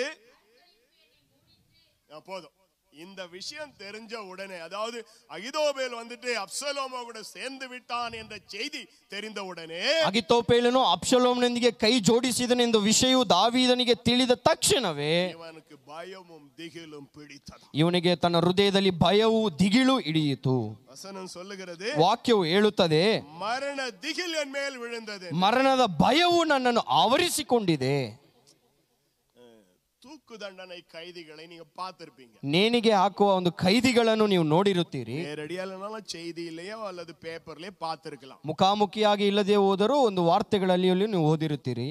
ஆனா அவர்களுக்கென்று ஒரு குறிப்பிட்ட நாளிலே குறிப்பிட்ட மணி நேரத்துல அவர்களை தூக்கிலிட போட போகிறார்கள் என்று தெரிந்து விட்டால், ಅವರಿಗೆ ನಿರ್ದಿಷ್ಟವಾದ ಕಾಲದಲ್ಲಿ ನಿರ್ದಿಷ್ಟವಾದ ಸ್ಥಳದಲ್ಲಿ ಅವರಿಗೆ ನೇಣು ಬಿಗಿಯುತ್ತಾರೆ ಎಂದು ತಿಳಿದಿದ್ದರು அதற்கு முந்தின இருக்கிற சில நாட்கள் அல்லது சில மணி நேரங்கள் அவனுக்கு எப்படியா இருக்கும்? ಅವನಿಗೆ ಹಿಂದಿನ ದಿವಸಗಳು ಆ ಸಮಯವು ಯಾವ ರೀತಿ ಇರುತ್ತದೆ? எப்படி இருக்குயா? மரண பயம் தான் இருக்கு. எப்படி இருக்கும்ன்ற அந்த பயம். மரண தண்டனை என்று அறிவிக்கப்பட்ட போது ஓகே சாவடிக்கு போறாங்கன்னு தெரிஞ்சு. ஆனா குறிப்பிட்ட நேரத்தில் குறிப்பிட்ட மணி நேரத்தில் தூக்கிலிட போடுகிறார்கள் என்று சொல்லி அந்த சரியான நேரம் தெரிந்து விட்டால் அந்த நேரத்திலிருந்து அவனுக்கு பசி எடுக்காது, அவனால தூங்க முடியாது, உட்கார முடியாது, படுக்க முடியாது, எதையும் செய்ய முடியாது. ஒருவேளை பித்து பிடித்தவனை போல இருப்பான். ಆ ನೇಣಿಗೆ ಹಾಕುವ ಇಂದಿನ ಸಮಯದಲ್ಲೂ ಎಲ್ಲವೂ ಗೊತ್ತಾದಾಗ ಆಹಾರವನ್ನು ಸೇವಿಸುವುದಕ್ಕಾಗುವುದಿಲ್ಲ, ಏನೂ ಮಾಡುವುದಕ್ಕಾಗದೆ ಒಂದು ಹುಚ್ಚನಂತೆ ಅವನು ಕೂತು ಬಿಡುತ್ತಾನೆ. அதாவது வசனம் சொல்லுகிறது, என் இருதயம் எனக்குள் வியாகுலப்படுகிறது என்று. ನನ್ನ ಹೃದಯವು ನನ್ನೊಳಗೆ ಬೆಂದು ಹೋದಿದೆ. ஏசப்பா கெத்செமனே தோட்டத்துல போனாப்ல. ಯೇಸು ಕ್ರಿಸ್ತನು ಗೆತ್ಸೆಮನೆ ತೋಟದಲ್ಲಿ ಹೋದರು. அங்கே அவருக்கு ஒரு காட்சி அளிக்கப்படுகிறது. ಅಲ್ಲಿ ಅವರಿಗೆ ಒಂದು ದೃಶ್ಯವು ಕಾಣಲ್ಪಡುತ್ತದೆ. வீட்ல போய் வாசிங்க. லூக்கா 22ஆம் அதிகாரம் 44ஆம் வசனத்துல. ಲೂಕಾ 22ನೇ ಅಧ್ಯಾಯ 44ನೇ ವಾಕ್ಯ ಓದಿಕೊಳ್ಳಿರಿ. அங்கே அவர் ஜெபிக்கும் பொழுது வேர்வையும் ரத்தத்தின் பெருந்துளிகளும் அங்கே விழுந்தது. ಅಲ್ಲಿ ಯೇಸು ಕ್ರಿಸ್ತನು ಪ್ರಾರ್ಥಿಸುವಾಗ ತನ್ನ ಬೆವರು ರಕ್ತ ರೂಪವಾಗಿ ಒಂದು ಇಳಿಯಿತು ಎಂದು ಹೇಳಲ್ಪಟ್ಟಿದೆ. ಅದು ವ್ಯಾಕುಲத்துடைய உச்சகட்டம். ಅದು ಹೃದಯವು ಬೆಂದಂತ ಒಂದು ಉಚ್ಚಘಟ್ಟವಾಗಿದೆ. ಇನ್ನು சில மணி நேரங்களுக்குள்ளாக அவரை எப்படியாய் பாடுபடுத்த போகிறார்கள் என்று சொல்லி தேவன் அறிந்து கொண்டார். ಯಾವ ರೀತಿಯಾಗಿ ಶಿಲುಬೆಯಲ್ಲಿ ಯೇಸು ಕ್ರಿಸ್ತನನ್ನು ಒಡೆಯಲ್ಪಡುತ್ತಾರೆ ಎಂಬ ಎಲ್ಲವನ್ನು ತಿಳಿದ ನಂತರ அதற்காகவே அவர் அணைக்கப்பட்டிருந்தார். அது அவருக்கு தெரிந்திருந்தும் ಅದಕ್ಕಾಗಿಯೇ ಆತನು ಕರೆಯಲ್ಪಟ್ಟನು ಎಂಬುದು ತಿಳಿದಿದ್ದರೂ ಸಹ ಸರ್ವಲೋಕத்தின் பாவத்தை பிதாவாகிய தேவன் அவர் ಮೇಲೆ சுமத்தின போது ಸರ್ವಲೋಕದ ಪಾಪವನ್ನು ಯೇಸು ಕ್ರಿಸ್ತನ ಮೇಲೆ ತಂದೆಯಾದ ದೇವರು ಇಟ್ಟಾಗ அதை அவரால் தாங்க முடியல. ಅವರಿಂದ ಅದನ್ನು ಸಹಿಸಿಕೊಳ್ಳುವುದಕ್ಕಾಗಲಿಲ್ಲ. அதனுடைய வேதனையின் உச்சகட்டம் தான். ಅದರ ವೇದನೆ ಒಂದು ಉಚ್ಚಘಟ್ಟವೇ. இருதயத்தின் துடிப்பு அதிகரிக்க ஆரம்பித்தது. ಹೃದಯದ ಬಡಿತವು ಹೆಚ್ಚಾಗುತ್ತಾ ಬಂತು. ரத்த ஓட்டம் அதிகரிக்க ஆரம்பித்தது. ರಕ್ತದ ಓಟವು ಹೆಚ್ಚಾಗುತ್ತಾ ಬಂತು. நரம்புகளிலே ரத்தம் வேகமாய் செல்ல ஆரம்பித்தது. ನರಗಳಲ್ಲಿ ರಕ್ತವ ಚಲನೆಯು ಬೇಗವಾಗಿತ್ತು. சரீரத்தில் காணப்படுகிற சிறு சிறு நரம்புகள் வெடிக்க ஆரம்பித்தது. ಶರೀರದಲ್ಲಿ ಕಾಣಲ್ಪಡುವ ಸಣ್ಣ ನರಗಳೆಲ್ಲವೂ ಹೊಡೆಯುತ್ತಾ ಬಂತು. வேகமான ரத்த ஓட்டத்தின் நிமித்தமா சிறு நாளங்கள் சிறு நரம்புகள் வெடிக்கிறது. ಆ ಒಂದು ನೋಟದಿಂದ ನೋಡುವಾಗ ನರದಲ್ಲಿರುವ ಎಲ್ಲ ರಕ್ತವು ಒಡೆಯುತ್ತಾ ಬಂತು. அப்படி சிறு நரம்புகள் வெடித்து ரத்தம் அது வழியே வெளியே வந்தபோது, அதாவது வேர்வை துவாரத்தின் வழியாக அந்த ரத்தமும் வேர்வையும் சேர்ந்து வெளியே வருகிறது. ಆ ಚಿನ್ನ ನರದ ನಾಳಗಳು ಒಡೆಯುತ್ತಾ ಬರುವಾಗ ಅದು ಬೆವರೊಂದಿಗೆ ಬೆರೆತು ಹೊರ ಹೊಮ್ಮುವಂತದ್ದಿತ್ತು. முதலாவது அப்பன் இயேசுவானவர் கெத்செமனே தோட்டத்தில் ரத்தத்தை சிந்தினார். ಮೊದಲನೆಯದಾಗಿ ಗೆತ್ಸೆಮನೆ ತೋಟದಲ್ಲಿ ಯೇಸು ಕ್ರಿಸ್ತನು ರಕ್ತವನ್ನು ಸುರಿಸಿದನು. அதுதான் வியாகுலத்தின் உச்சகட்டம். ಅದುವೇ ಹೃದಯವು ನೊಂದಂತ ಒಂದು ಉಚ್ಚಘಟ್ಟವು. அதே நிலைதான் இங்கே தாவீதுக்கு ஏற்படுகிறது. ಅದೇ ಪರಿಸ್ಥಿತಿಯು ದಾವೀದನಿಗೂ ಇಲ್ಲಿ ಉಂಟಾಯಿತು. என் இதயம் எனக்குள்ளே வியாகுலப்படுகிறது. ನನ್ನ ಹೃದಯವು ನನ್ನೊಳಗೆ ಬೆಂದದೆ. அடுத்த ஒரு வசனத்தை வாசிங்க. 6ஆம் வசனம். ನನಗೆ ರೆಕ್ಕೆಗಳಿದ್ದರೆ ಪಾರಿವಾಳದಂತೆ ಹಾರಿ ಹೋಗಿ ಆಶ್ರಯ ಸೇರಿಕೊಳ್ಳುತ್ತಿದ್ದೆನು. புறாவை போல சிறகிருந்தால் பறந்து போயிடுவேன். ஏன்னா அந்த வியாகுலத்தின் மத்தியில என்னால வாழ முடியாது. ಈ ಒಂದು ಕಷ್ಟದ ಸಮಯದಲ್ಲಿ ದಾವೀದನಿಂದ ಓಡಲು ಸಾಧ್ಯವಾಗುತ್ತಿಲ್ಲ. இந்த வியாகுலத்தின் மத்தியில என்னால வாழ முடியாது. ಈ ಹೃದಯದಲ್ಲಿರುವ ಕಷ್ಟದ ಮಧ್ಯದಲ್ಲಿ ನನ್ನೊಂದಿಗೆ ಜೀವಿಸುವುದಕ್ಕಾಗುತ್ತಿಲ್ಲ. போல எனக்கு சிறகுகள் இருந்தால் ಪಾರಿವಾಳದಂತೆ ನನಗೆ ರೆಕ್ಕೆಗಳಿದ್ದರೆ எப்படியாகிலும் தப்பித்து போய் விடுவேன். ಯಾವ ರೀತಿಯಾಗಿ ತಪ್ಪಿಸಿ ಓಡಿ ಹೋಗುತ್ತಿದ್ದೇನೋ. ಒಂದು ಅಂಗಲಾಚಿಕೆಯನ್ನು ನಾವು ನೋಡಬಹುದು. ಒಂದು ಹೋರಾಡುವುದನ್ನು ನೋಡುತ್ತೇವೆ, ಒಂದು ಬೇಡುವುದನ್ನು ನೋಡುತ್ತೇವೆ. வழியே இல்ல, ಬೇರೆ ಮಾರ್ಗವೇ ದಾವೀದನಿಗಿಲ್ಲ. அந்த நேரத்துல தான் ಆ ಗಳಿಗೆಯಲ್ಲಿಯೇ ரெண்டு வார்த்தைகளை சொல்றான். ಎರಡು ವಾಕ್ಯಗಳನ್ನು ಹೇಳುತ್ತಾನೆ. 85ஆம் அதிகாரம் 55ನೇ ಕೀರ್ತನೆ 17:22 ரெண்டு வசனங்களை வாசிங்க. ತ್ರಿಕಾಲದಲ್ಲಿಯೂ ಅಂಬಲಿಸುತ್ತಾ ಮೊರೆ ಇಡುವೆನು, ಆತನು ಹೇಗೂ ನನ್ನ ಮೊರೆಯನ್ನು ಕೇಳಿ. ನನ್ನ ವಿರೋಧಿಗಳು ಅನೇಕರಿದ್ದರು, ಅವರು ನನ್ನನ್ನು ಮುಟ್ಟದಂತೆ ಸುರಕ್ಷಿತವಾಗಿ ಇಡುವನು. 22ನೇ ವಾಕ್ಯ. ನಿನ್ನ ಚಿಂತಾಭಾರವನ್ನು ಯೆಹೋವನ ಮೇಲೆ ಹಾಕು, ಆತನು ನಿನ್ನನ್ನು ಉದ್ಧಾರ ಮಾಡುವನು, ನೀತಿವಂತನನ್ನು ಎಂದಿಗೂ ಕದಲಗೊಡಿಸನು. அந்தி சந்தி மத்தியான வேளையிலும் தான் தியானம் பண்ணி முறையிடுவேன். போதும். அப்புறம் 22. இப்போ நெருக்கம் உண்டானது. ಈ ಜಜ್ಜಲ್ಪಟ್ಟಂತ ಒಂದು ಪರಿಸ್ಥಿತಿಯಲ್ಲಿ ತಪ್ಪಿ செல்ல வழி இல்லை, ತಪ್ಪಿಸಿ ಓಡಿ ಹೋಗುವುದಕ್ಕೆ ಮಾರ್ಗವಿಲ್ಲ. அந்த இக்கட்டான நேரத்துல ಈ ರೀತಿಯಾದಂತ ಇಕ್ಕಟ್ಟಾದ ಪರಿಸ್ಥಿತಿಯಲ್ಲಿ ದಾವೀದನು ಒಂದು ಕಾರ್ಯವನ್ನು ಮಾಡುತ್ತಾನೆ. ವಾಕ್ಯವು ಹೇಳುತ್ತದೆ, ಸಂಧಿ ಮಧ್ಯಾಹ್ನ ವೇಳೆಯಲ್ಲಿ ನಾನು ಧ್ಯಾನ ಮಾಡಿ ಮೊರೆಯಿಡುವೆ, ತ್ರಿಕಾಲದಲ್ಲಿಯೂ ನಾನು ಮೊರೆ ಇಡುತ್ತೇನೆ. ತ್ರಿಕಾಲ ಎಂದು சொல்லி ಕನ್ನಡದಲ್ಲಿ சொல்லி அழகான ஒரு மொழிபெயர்ப்புக்காய் கர்த்தரை துதிக்கிறேன். ತ್ರಿಕಾಲವೆಂದು ಕನ್ನಡ ಭಾಷೆಯಲ್ಲಿ ಹೇಳಲ್ಪಟ್ಟಿದೆ. 3 ಕಾಲಗಳನ್ನು ಸೂಚಿಸುತ್ತದೆ. கடந்த கால, நிகழ்கால, வருங்காலம். ಭೂತಕಾಲ, ವರ್ತಮಾನ ಕಾಲ, ಭವಿಷ್ಯತ್ ಕಾಲ. ಎಲ್ಲಾ ಕಾಲங்களிಲೂ, ಎಲ್ಲಾ ಕಾಲದಲ್ಲಿಯೂ ನೆರಕ ಉಂಟಾಗುವುದು, ನನಗೆ ಕಷ್ಟವು ಸಮೀಪವಾದಾಗ ಕಾರ್ಯத்தை செய்வேன், ನಾನು ಒಂದು ಕಾರ್ಯವನ್ನು ಮಾಡುತ್ತೇನೆ. ತಪ್ಪಿಸಿಕೊಳ್ಳುವುದಕ್ಕೆ ಮಾರ್ಗವಿಲ್ಲ. என்னை தப்பிச்சென்றால் விட மாட்டார்கள். ನಾನು ತಪ್ಪಿಸಿಕೊಂಡರೂ ಅವರು ಬಿಡುವುದಿಲ್ಲ. ಅಬ್ಸಲೋಮ್ என்னை பிடித்து கொன்று போடுவான். ಹೇಗಾದರೂ ಅಬ್ಸಲೋಮನು ನನ್ನನ್ನು ಹಿಡಿದು ಕೊಂದು ಹಾಕುತ್ತಾನೆ. ನನಗೆ ಬೇರೆ ಮಾರ್ಗವೇ ಇಲ್ಲ. ಕರ್ತನೇ, ನೀನೇ ನನಗೆ ಆಶ್ರಯವು. ಎಲ್ಲಾ ಕಾಲದಲ್ಲಿಯೂ, ಸುಖವಾಗಿರುವಂತ ಕಾಲದಲ್ಲಿ ಮಾತ್ರವಲ್ಲ, ಕಷ್ಟ ಕಾಲದಲ್ಲಿಯೂ, ರೋಗದ ಬಲಹೀನತೆ ಸಮಯದಲ್ಲಿಯೂ ನನ್ನ ದೇವರನ್ನು ನೋಡಿ ಮೊರೆ ಇಡುತ್ತೇನೆ. ನನ್ನ ದೇವರನ್ನು ನೋಡಿ ಬೇಡಿಕೊಳ್ಳುತ್ತೇನೆ. 22ನೇ ವಾಕ್ಯ. கர்த்தர் மேல் உன் பாரத்தை வைத்து விடு, அவர் உன்னை ஆதரிப்பார். இப்போ அவருக்கு விசுவாசம் வந்துச்சு. ಈಗ ದಾವೀದನಲ್ಲಿ ನಂಬಿಕೆಯು ಚಿಗುರೊಡೆಯುತ್ತದೆ. நெருக்கத்தின் நேரத்திலே கர்த்தரை போய் தேடினபடினால, ಕಷ್ಟದ ಸಮಯದಲ್ಲಿ ದೇವರನ್ನು ನೋಡಿ ಹುಡುಕಿದ್ದರಿಂದ உள்ளத்தில் இருந்த பாரங்கள் எல்லாம் அவனை விட்டு நீங்கினது. ಅವನ ಹೃದಯದಲ್ಲಿದ್ದಂತ ಎಲ್ಲ ಭಾರವು ನೀಗಿಸಲ್ಪಟ್ಟಿತು. ಭಯங்கள் ನೀಗಿನது. ಎಲ್ಲ ಭಯ ಭ್ರಾಂತಿಗಳು ನೀಗಿದವು. ವ್ಯಾಕುಲಗಳು ನೀಗಿನது. ಎಲ್ಲ ನೊಂದಂತ ಮನಸ್ಸು ಮಾರ್ಪಟ್ಟಿತು. ಎಲ್ಲವற்றிಲಿಂದ ಬಿಡುವಿக்கப்பட்ட ದಾವೀದು, ಎಲ್ಲದರಿಂದ ಬಿಡುಗಡೆ ಹೊಂದಿದಂತ ದಾವೀದನು மற்றவர்களை பார்த்து சொல்லுகிறார், ಮತ್ತೊಬ್ಬರನ್ನು ನೋಡಿ ಹೇಳುತ್ತಾನೆ, கர்த்தர் மேல் உன் பாரத்தை வைத்து விடு, ನಿನ್ನ ಚಿಂತಾ ಭಾರವನ್ನು ಯೆಹೋವನ ಮೇಲೆ ಹಾಕು, உன்னை ஆதரிப்பார், ಆತನೇ ನಿನ್ನನ್ನು ಉದ್ಧಾರ ಮಾಡುವನು, ரத்தத்தினால கழுவி நீதிமானாக்கப்பட்டிருக்கிற உன்னை தள்ளாட விட மாட்டார், ಆತನ ರಕ್ತದಿಂದ ತೊಳೆಯಲ್ಪಟ್ಟು ನೀತಿವಂತನಾದ ನಿನ್ನನ್ನು ಆತನು ಕದಲುವುದಕ್ಕೆ ಬಿಡುವುದಿಲ್ಲ. Amen, hallelujah, amen, hallelujah. எப்படிப்பட்டமான துன்மார்க்கமான செயலை செய்து அது நிமித்தமாய் சிக்கிக்கொண்டு ಮರಣ ಭಯತಿಲ ಇರುಂದ ದಾವೀದು, ಎಂತ ದುಷ್ಕೃತ್ಯಗಳನ್ನು ಮಾಡಿ ಅದರಲ್ಲಿ ಸಿಕ್ಕಿಕೊಂಡು ಈ ರೀತಿಯಾದ ಪರಿಸ್ಥಿತಿಯಲ್ಲಿದ್ದಂತ ದಾವೀದನು ಬೇರೆ ವழிಯೇ ಇಲ್ಲ, ಬೇರೆ ಮಾರ್ಗವೇ ಅವನಿಗೆ ಇಲ್ಲ. ಆ ಸಮಯದಲ್ಲಿ ಕರ್ತನ ಪಾದವನ್ನು ಹಿಡಿದುಕೊಂಡನು, ದೇವರ ಸನ್ನಿಧಾನವನ್ನು ಹುಡುಕಿದನು. ನೀನೇ ನನಗೆ ಮಾರ್ಗವು, ನನಗೆ ಯಾರ ಸಹಾಯವೂ ಪ್ರಯೋಜನವಿಲ್ಲ. அப்சலோமும், ನನ್ನ ದ್ವೇಷಿಯಾಗಿರುವಂತ ಅಬ್ಷಲೋಮನು, என்னுடைய பிராண சிநேகிதனும் எனக்கு ஆலோசனை காரணமாயிருந்த அகிதோப்பேலும் சேர்ந்து கொண்டார்கள். ಅಪ್ಪ, ನನ್ನ ಪ್ರಾಣ ಸ್ನೇಹಿತನಾಗಿರುವಂತ ಅಗಿತೋಪೇಲನು ಸಹ ಅವನೊಂದಿಗೆ ಸೇರಿಸಿಕೊಂಡನು. இருவரும் சேர்ந்தால் என்னை கண்டிப்பா விடவே மாட்டார்கள். ಅವರಿಬ್ಬರು ಸೇರಿಕೊಂಡರೆ ನಿಜವಾಗಿಯೂ ನನ್ನನ್ನು ಬಿಡುವುದಿಲ್ಲ, நிச்சயமாக என்னை கொன்றே போடுவார்கள், ನಿಶ್ಚಯವಾಗಿ ನನ್ನನ್ನು ಕೊಂದೇ ಹಾಕುತ್ತಾರೆ. தப்பிச்செல்ல வழி இல்லையா, ನನಗೆ ತಪ್ಪಿಸಿಕೊಳ್ಳುವುದಕ್ಕೆ ಮಾರ್ಗವಿಲ್ಲ, எனக்கு அடைக்கலம் ஒன்றுமில்லை, ನನಗೆ ಆಶ್ರಯ ದುರ್ಗವು ಯಾವುದೂ ಇಲ್ಲ. நீரே என் அடைக்கலம் என்று சொல்லி, ನೀನೇ ನನ್ನ ಆಶ್ರಯ ದುರ್ಗವೆಂದು ಹೇಳಿ ஆண்டவருடைய பாதத்தை பற்றிக்கொண்டார். ದೇವರ ಪಾದವನ್ನು ದಾವೀದನು ಹಿಡಿದುಕೊಂಡನು. எல்லா காலத்திலும் தேவனே எனக்கு துணை, ತ್ರಿಕಾಲದಲ್ಲಿಯೂ ಎಲ್ಲಾ ಕಾಲದಲ್ಲಿಯೂ ದೇವರೇ ನನಗೆ ಸಹಾಯಕನು. நேரங்களில் அவர் எனக்கு அடைக்கலம், ಜಜ್ಜಲ್ಪಟ್ಟ ಸಮಯದಲ್ಲಿ ಆತನೇ ನನಗೆ ಆಶ್ರಯವು. மரண இருள் என்னை சூழ்ந்து கொண்டால் அவர் எனக்கு வெளிச்சமாயிருப்பார். ಮರಣದ ಒಂದು ಮಾರ್ಗವು ಕತ್ತಲು ನನ್ನನ್ನು ಆವರಿಸಿಕೊಂಡರೂ ಆತನೇ ನನಗೆ ಬೆಳಕು. அவருடைய பாதத்தை பற்றிக்கொள்ளுவேன் என்று சொல்லி ಆತನ ಪಾದಗಳನ್ನು ದೃಢವಾಗಿ ಹಿಡಿದುಕೊಳ್ಳುತ್ತೇನೆ.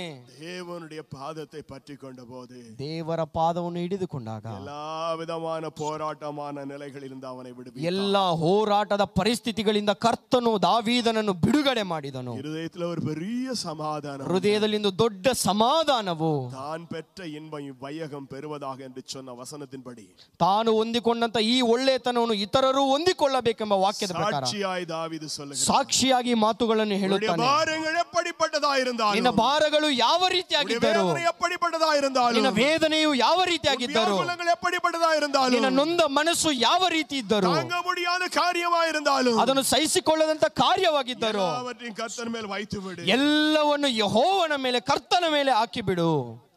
அவரே உனக்கு ஆறுதலை தருவார். ಆತನೇ ನಿನ್ನನ್ನು ಆದರಿಸುತ್ತಾನೆ. ஒரே ஒரு வசனத்தை கூட வாசித்து முடிக்கலாம். ಒಂದೇ ಒಂದು ವಾಕ್ಯವನ್ನು ಓದಿಕೊಂಡು ಮುಗಿಸೋಣ. பிலிப்பியருக்கு எழுதின நிருபம், புதிய ஏற்பாட்டுக்கு வாங்க. பிலிப்பியருக்கு எழுதின நிருபம் ಫಿಲಿಪಿಯರಿಗೆ ಬರೆದ ಪತ್ರಿಕೆ 4வது அதிகாரம் 4ನೇ ಅಧ್ಯಾಯ 6வது 7வது ವಚನத்தை ಅಪೊಸ್ತಲನಾಗಿய ಪೌಲ್ நமக்கு சொல்லுகிற பெரிதான ஒரு ஆலோசனை. ಯಾವ ಸಂಬಂಧವಾಗಿಯೂ ಚಿಂತೆ ಮಾಡದೆ ಸರ್ವ ವಿಷಯದಲ್ಲಿ ದೇವರ ಮುಂದೆ ಕೃತಜ್ಞತಾ ಸ್ತುತಿಯನ್ನು ಪ್ರಾರ್ಥನೆ ವಿಜ್ಞಾಪನೆಗಳನ್ನು ಮಾಡುತ್ತಾ ನಿಮಗೆ ಬೇಕಾದದ್ದನ್ನು ತಿಳಿಯಪಡಿಸಿರಿ.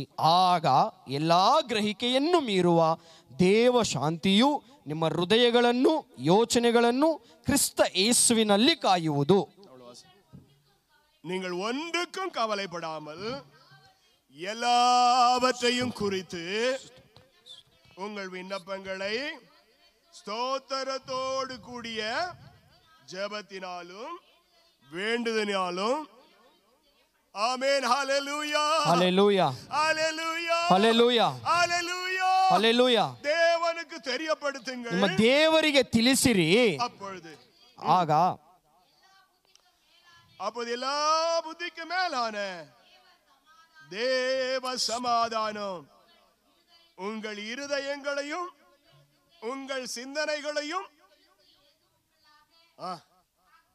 ಆಮೆನ್ ಹalleluya ಹalleluya ಇದதான் செய்ய போறோம். ಇದನ್ನೇ ನಾವು ಮಾಡಲು ಹೋಗುತ್ತೇವೆ. ಸುರುಕமா ಇದ ಬೆಳಗಿ சொல்லிறேன். ತಕ್ಷಣವೇ ಹೇಳುತ್ತೇನೆ, ஒண்ணுத்துக்கும் கவலைப்படாதீங்க. ಯಾವುದನ್ನೂ ಕುರಿತು ಯೋಚನೆ ಮಾಡಬೇಡಿ. ಕವಲೆಪಡೋದ್ನಾಲ ஒரு ಮೊಳ ಕೂಟವೋ குறைக்கவோ முடியாது. ಯೋಚನೆ ಮಾಡುವುದರಿಂದ ಒಂದು ಮೊಳ ಉದ್ದ ಬೆಳೆಯುವುದಕ್ಕೂ ಆಗುವುದಿಲ್ಲ. நிலைமை என்னவா இருக்கட்டும், ನಿಮ್ಮ ಪರಿಸ್ಥಿತಿ ಯಾವ ರೀತಿಯಾಗಿದ್ದರೂ ಯಾರಾலும் அந்த நிலையிலிருந்து விடுவிக்க முடியாத நிலையில் இருக்கலாம். ಯಾರಿಂದಲೂ ನಿಮ್ಮನ್ನು ಬಿಡಿಸಲಾಗದಂತ ಪರಿಸ್ಥಿತಿಯಲ್ಲಿ ನೀವಿದ್ದರು. பிரச்சனைக்கு முடிவே ಇல்லாம ಆ இருக்கலாம். ಸಮಸ್ಯೆಗೆ ಒಂದು ಅಂತ್ಯವೇ ಇಲ್ಲದೆ ಇರಬಹುದು.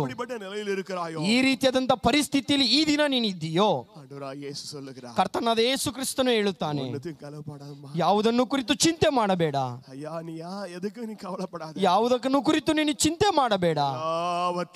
ಎಲ್ಲದನ್ನು ನಿನ್ನ ಹೃದಯದಲ್ಲಿರೋ ಭಾರವನ್ನು, ವೇದನೆಯನ್ನು, ನಿನ್ನ ಹೃದಯದಲ್ಲಿರೋ ದುಃಖ, ಎಲ್ಲ ವ್ಯಾಕುಲங்களையும், ಎಲ್ಲ ನೊಂದಂತ ಮನಸ್ಸನ್ನು ಸ್ತೋತ್ರத்தோடு கூடிய ஜெபத்தினால, ಕೃತಜ್ಞತೆಯ ಪ್ರಾರ್ಥನೆ ಸ್ತೋತ್ರಗಳೊಂದಿಗೆ அப்பா கிட்ட சொல்லுங்க. ತಂದೆಗೆ ತಿಳಿಯಪಡಿಸಿರಿ. அப்பா கிட்ட சொல்லுங்க. ತಂದೆಗೆ ತಿಳಿಯಪಡಿಸಿರಿ. அப்பா கிட்ட சொல்லுங்க. ತಂದೆಗೆ ತಿಳಿಯಪಡಿಸಿರಿ. எந்த மனுஷனும் பையன், ಎಲ್ಲಾ ಮನುಷ್ಯರು ಸುಳ್ಳುಗಾರರೇ. ஒருவேளை நம்ம கிட்ட சொல்லும்போது, நம்ம அவங்க கிட்ட சொல்லும்போது அவங்க ಕರಸನೆಯೋடு ಕೇಳ್ಕற மாதிரி இருக்கலாம். ನಮ್ಮೊಂದಿಗೆ ಮಾತನಾಡುವಾಗ ಏನೋ ಪ್ರೀತಿ ಉಳ್ಳವರಾಗಿ ಅವರು ಇರಬಹುದು. நம்ம அவங்களை விட்டு போயிட்ட பிற்பாடு ಅವರು ನಮ್ಮನ್ನು ಬಿಟ್ಟು ಹಗಲಿ ಹೋದ ನಂತರ நம்மை குறித்து பரிகசிக்கலாம். ನಮ್ಮನ್ನು ನೋಡಿ ಹಾಸ್ಯ ಮಾಡಬಹುದು. நம்மை குறித்து பரிகசிக்கலாம். ನಮ್ಮನ್ನು ನೋಡಿ ನಗುಬಹುದು. ஒருபோது நம்மை பரிகசிக்காத ஒருவர் உண்டு. ಒಂದು ದಿನವೂ ನಮ್ಮನ್ನು ನೋಡಿ ಪರಿಹಾಸ್ಯ ಮಾಡದ ಒಬ್ಬರು ಉಂಟು. அப்பா கிட்ட போய், ಆ ತಂದೆಯ ಬಳಿಗೆ ಹೋಗಿ ನಿಮ್ಮ ಹೃದಯಗಳನ್ನು ತೆರೆದು ಎಲ್ಲವನ್ನೂ ಕುರಿತು, எதையுமே உங்ககிட்ட மறைக்கலப்பா, ಯಾವುದನ್ನೂ ನಿನ್ನೊಂದಿಗೆ ನಾನು ಮುಚ್ಚಿಡಲಿಲ್ಲ, எல்லாத்தையும் உங்ககிட்ட சொல்றேன்பான்னு சொல்லி ಎಲ್ಲವನ್ನೂ ನಿನ್ನ ಬಳಿಯೇ ಹೇಳುತ್ತೇನೆ ಎಂದು ಹೇಳಿ இருதயத்தை திறந்து ನಿಮ್ಮ ಹೃದಯಗಳನ್ನು ತೆರೆದು எல்லாவற்றையும் அப்பா கிட்ட சொல்லுங்க. ಎಲ್ಲವನ್ನು ತಂದೆಯ ಬಳಿ ಹೇಳಿರಿ. அப்பொழுது எல்லா புத்திக்கும் மேலான தேவ சமாதானம் உங்கள் இருதயத்தை ஆளும். ಆಗ ಎಲ್ಲ ಬುದ್ಧಿಯನ್ನು ಮೀರುವ ಸಮಾಧಾನವು ನಿಮ್ಮ ಹೃದಯಗಳಲ್ಲಿ ಆವರಿಸುತ್ತದೆ. கண்களை மூடலாமா? ಎಲ್ಲರೂ ಕಣ್ಣುಗಳನ್ನು ಮುಚ್ಚೋಣ. யாரும் அங்கே இங்க பார்க்க வேண்டாம். ಯಾರು ಅಲ್ಲಿ ಇಲ್ಲಿ ನೋಡಬೇಡಿರಿ. ஒருவர் யாரும் பார்க்க வேண்டாம். ಒಬ್ಬರನ್ನು ಇನ್ನೊಬ್ಬರು ಯಾರು ನೋಡಬೇಡಿರಿ. இருதயத்தை ஊற்றி விட போகிறோம். ನಮ್ಮ ಹೃದಯವನ್ನು ಹುಯ್ಯಲು ಬಂದಿದ್ದೇವೆ. எந்த நிலையில் இருந்தாலும் ನಾವು ಯಾವ ಪರಿಸ್ಥಿತಿಯಲ್ಲಿ ಈ ದಿನ ಇದ್ದರೂ ಸರಿ, நீங்கள் ஆராதிக்கிற தேவன், ನೀವು ಆರಾಧಿಸುವಂತ ಕರ್ತನು உங்களை புறக்கணிப்பதில்லை. ಆತನು ನಿಮ್ಮನ್ನು ನಿರಾಕರಿಸಿ ತಳ್ಳುವುದಿಲ್ಲ. வெறுப்பதில்லை. ಆತನು ನಿಮ್ಮನ್ನು ಹಗೆ ಮಾಡುವುದಿಲ್ಲ. பரிகாசம் பண்ண மாட்டார். ನಿಮ್ಮನ್ನು ನೋಡಿ ಹಾಸ್ಯ ಮಾಡುವುದಿಲ್ಲ. மனசை திறந்து அவர்கிட்ட சொல்லுங்க. ನಿಮ್ಮ ಮನಸ್ಸನ್ನು ತೆರೆದು ಯೇಸುವಿನ ಬಳಿ ஒளியோ மறைவில்லாம அவர்கிட்ட சொல்லுங்க. ಯಾವುದು ಮುಚ್ಚು ಮರೆ ಇಲ್ಲದೆ ಎಲ್ಲವನ್ನು ಹೇಳಿಬಿಡಿ. அவர் எல்லாவற்றையும் கேட்பார். ಆತನು ಎಲ್ಲವನ್ನು ಕೇಳುತ್ತಾನೆ. அவைகளை எல்லாவற்றிலிருந்து உங்களை விடுவிப்பார். ಆತನು ಎಲ್ಲವುಗಳಿಂದ ನಿಮ್ಮನ್ನು ಬಿಡಿಸುತ್ತಾನೆ. இனம் புரியாத ஆறுதலும் சமாதானம் இந்த வேளையில உங்களுக்கு உண்டாகும். ನಿಮಗೆ ತಿಳಿಯದಂತ ಒಂದು ಆದರಣೆಯು ಸಮಾಧಾನವು ನಿಮ್ಮ ಹೃದಯಗಳಲ್ಲಿ ಉಂಟಾಗುತ್ತದೆ. ஜெப வேளையில அப்படி கர்த்தர் செய்ய போகிறார். ಈ ಪ್ರಾರ್ಥನೆ ಸಮಯದಲ್ಲಿ ಕರ್ತನು ಈ ರೀತಿಯಾಗಿ ಮಾಡುತ್ತಾನೆ. ஜெப வேளையில ஆண்டவர் நம்முடைய இதயத்தில் ஒரு தெய்வீக சமாதானத்தை புகுத்த போகிறார். ಈ ವೇಳೆಯಲ್ಲಿ ಪ್ರಾರ್ಥನೆ ಸಮಯದಲ್ಲಿ ದೇವರ ಸಮಾಧಾನವು ನಿಮ್ಮ ಹೃದಯದೊಳಗೆ ನುಗ್ಗುವಂತದ್ದಾಗಿದೆ. ಎಲ್ಲ ವಿಧமான ಭಾರங்களை ಕರ್ತರ್ ಅಗற்றி விட போகிறார். ಎಲ್ಲ ಭಾರಗಳನ್ನು ಅಗಲಿಸುವವನಾಗಿದ್ದಾನೆ. ವೇದನೆகளை ನೀக்க போகிறார். ಎಲ್ಲ ವೇದನೆಗಳನ್ನು ನೀಗಿಸುವವನಾಗಿದ್ದಾನೆ. ನಾವೆಲ್ಲರೂ ಒಪ್ಪಿಸಿಕೊಟ್ಟು ಯಾರು ಮೌನವಾಗಿರಬೇಕು, ಯಾರು ಮೌನವಾಗಿರದಂತೆ ಅವರವರ ಭಾರಗಳನ್ನು ಅವರವರ ಭಾರಗಳನ್ನು ಆಂಡವರುடைய சமூகத்தில் சொல்லுங்க. சொல்லிடுங்க. ಅವ್ರ ದೇವರ ಸನ್ನಿಧಾನದಲ್ಲಿ ಹೇಳಿಬಿಡಿರಿ. வாயை திறந்து எல்லாரும் ನಿಮ್ಮ ಬಾಯಿಗಳನ್ನು ತೆಗೆದು ಹೇಳಿರಿ. உங்களுக்காக தலைமை போதகர் வந்து ஜெபிக்கிற நேரத்தில் ನಿಮಗಾಗಿ ಹಿರಿಯ ಬೋಧಕರು ಬಂದು ಪ್ರಾರ್ಥಿಸುವಾಗ வாக்குத்தத்தம் பண்ணின தேவன் வல்லவர், ವಾಗ್ದಾನ ಮಾಡಿದಂತ ದೇವರು ಸರ್ವಶಕ್ತನು. பிலிப்பியர் 4 அதிகாரம் 7 வசனத்தின்படி, ಫಿಲಿಪ್ಪರು 4ನೇ ಅಧ್ಯಾಯ 7ನೇ ವಾಕ್ಯದ ಪ್ರಕಾರ உங்கள் இதயங்களில் தெய்வீக சமாதானம் வரப்போகிறது. ನಿಮ್ಮ ಹೃದಯಗಳಲ್ಲಿ ದೈವಿಕ ಸಮಾಧಾನವು ಇಳಿದು ಬರುತ್ತದೆ. விசுவாசத்தோடு ಎಲ್ಲರೂ ನಂಬಿಕೆಯೊಂದಿಗೆ வாய்களை திறந்து ஆண்டவரை துதிக்கலாம். ಎಲ್ಲರೂ